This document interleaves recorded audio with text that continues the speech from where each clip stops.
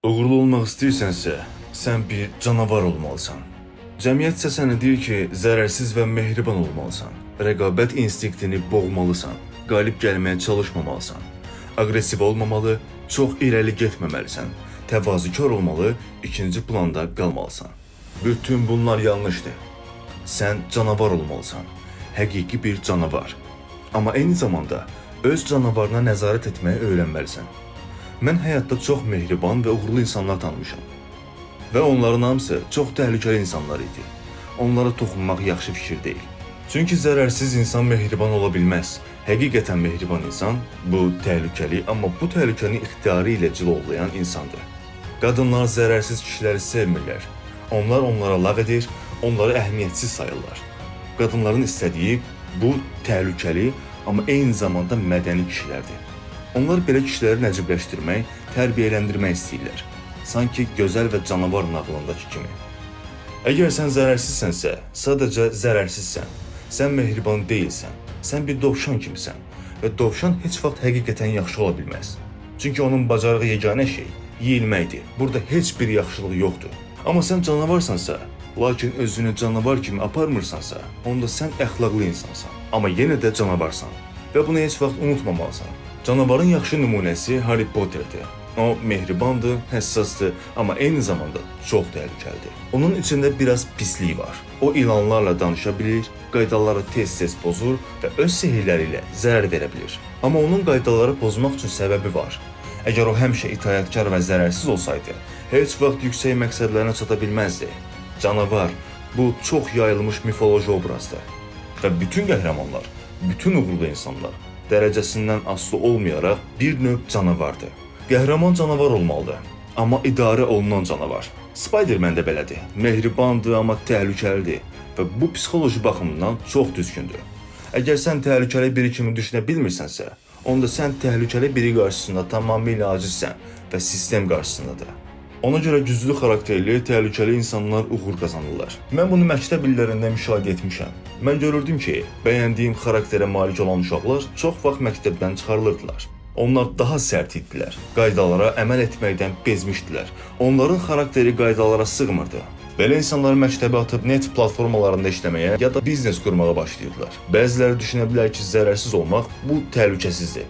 Amma paradoks ondadır ki, həqiqi təhlükəsizlik bu özün təhlükəli olduğun halda. Zəiflik və zərərsizliklə özünü qoruya bilməzsən. Əks halda hamı səni idarə edəcək, sənə əmr edəcəklər. Bu insan üçün həyat deyil. İnsanı yaraşan təhlükələrlə və bilinməzlərlə üz-üzə gəlməkdir.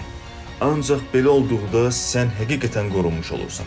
Bu paradoksu qədimdə Budda da anlamışdı və xristianlıqda da bu çox yaxşı ifadə olunub. İnsanın bütün problemlərinin və əzablarının həlli onların qarşısında durmaqdan keçir. Onlardan qaçmaq, gizlənmək təhlükəsizlik deyil.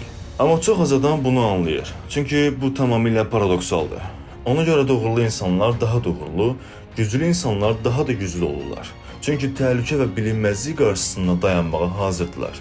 Sənə bir misal çəkim. Uşaq meydançası. Çox təhlükəli yerdir. Uşaq yerlənçəkdən yıxıla bilər, başını vura bilər. Qısa müddətli baxışda evdə oturmaq daha təhlükəsizdir. Amma uzun müddətli baxışda bu faciədir. Uşaq ünsiyyət bacarığını itirir, özünü qorumağı öyrənmir, münaqişədən qaçır, sosial bacarıqlar qazanmaqdan məhrum olur. Əgər sən uşağını həmişə qoruyacaqsansa, onda bir gün onu qoruyacaq heç kim olmayanda bu dünya onu əzəcək. Və bu da paradoksdur. Əsl təhlükəsizliyi uşaq meydançası verir. Çünki orada həyatla tanış olur, uyğunlaşmağı öyrənir, təcrübə qazanır və güclənir. Uğurlu və güclü insanlar. Bunlar problemlərlə üz-üzə gələn insanlardır. Beləcə insan inkişaf edir. Bu xüsusilə effektiv olur, əgər onu qoruyacaq kimsə yoxdursa. İnsan anlayır ki, problemlə təkbətəkdir və ondan qaçış yoxdur. Tək yol problemin içinə girib onu həll etməkdir. Bəli, bu ağrılıdır, xoş deyil, amma bu yeganə yoldur ki, sən güclü və qorunan olasan. Bir çox hallarda səni inciklik, qəzəb, acı hiss edəcəksən. Çünki istədiyini ala bilməyəcəksən. Səni incidəcəklər, səninlə hesablaşmayacaqlar.